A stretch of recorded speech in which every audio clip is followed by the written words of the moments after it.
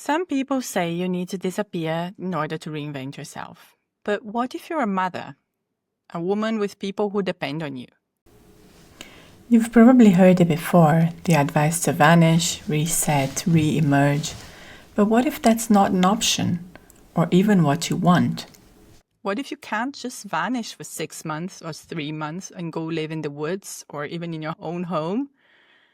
I'm Anna, and this is the Value Signal. And today, I want to show you why you don't need to disappear to change everything.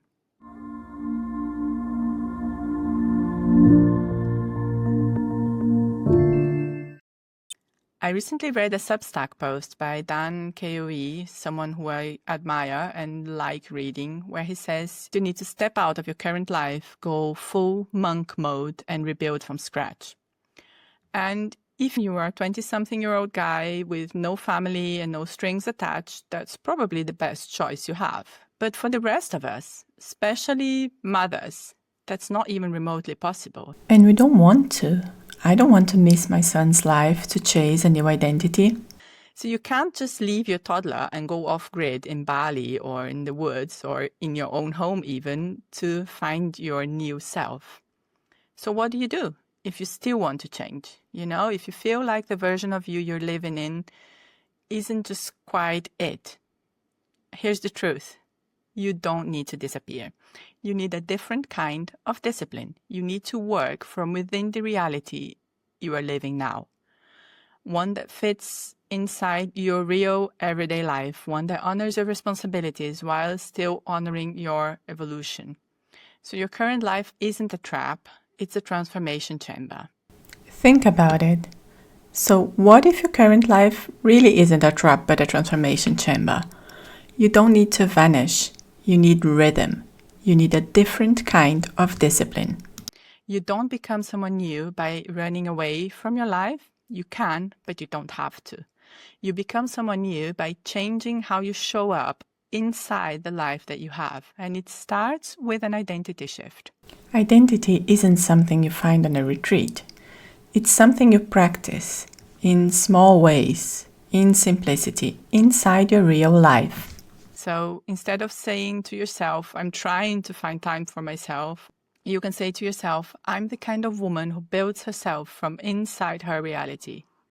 And that's a powerful shift. That's where habits begin to reinforce identity.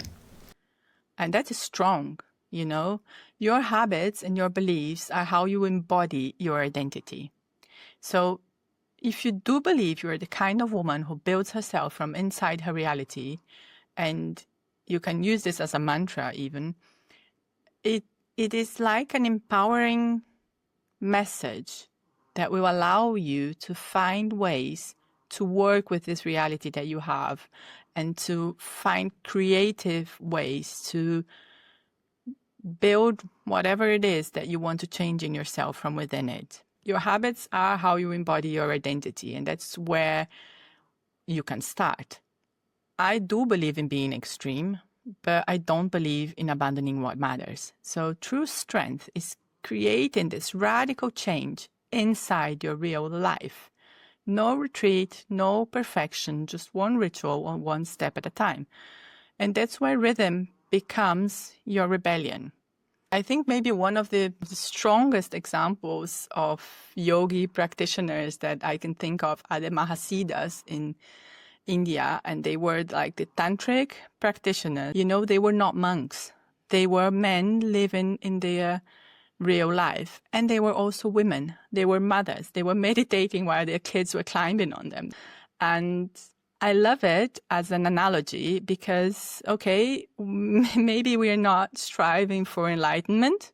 Maybe you are, but you're striving for a higher version of you. You're striving for a more developed version of you, for a more satisfying version of you. And you can reach that within the framework that you have right now, within the circumstances you have right now.